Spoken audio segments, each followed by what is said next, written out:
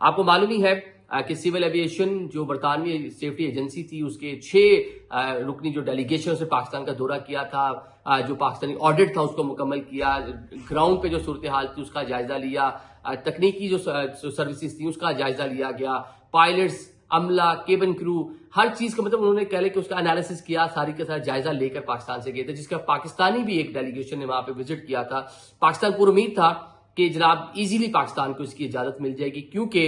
इससे पहले यूरोपीय यूनियन ने पाकिस्तान पर से जो पाबंदी थी उसको उठा लिया था। तो सामो एक ही तरह के मिलते जुलते कवानीन हैं, बड़े होपफुल थे पाकिस्तानी। हमने वहां केटरिंग के ठेके के लिए सारी बातें कर ली, हमने ग्राउंड हैंडलिंग के लिए सारी चीजें कर ली, पीआईए के जो दफातर हैं उनको रंग रोगन कर लिया, मतलब और वहां पे स्टाफ भर्ती शर्ती करने का जो मामला था हम उस जाने बढ़ रहे थे, क्योंकि जो पाकिस्तान से जो 6 रुकनी डेलीगेशन वापस गया था वो यहां से ग्रीन सिग्नल देकर गया था। पहली तारीख आई कि 12 को पता चल जाएगा इजलास होगा, फिर 15 तारीख आई, फिर 15 को उन्होंने 20 में कन्वर्ट किया जी 20 को बता देंगे। अब 25 तारीख का कहा गया था कि 25 तारीख को जो है वो फाइनलाइज कर दिया जाएगा, जो महकमा ट्रांसपोर्ट है वो आगाह कर देगा कि पाकिस्तान को डी लिस्ट किया गया है कि नहीं किया गया। अब जनाब जो जराये से खबरें आई हैं, पाकिस्तान को डी लिस्ट नहीं किया गया।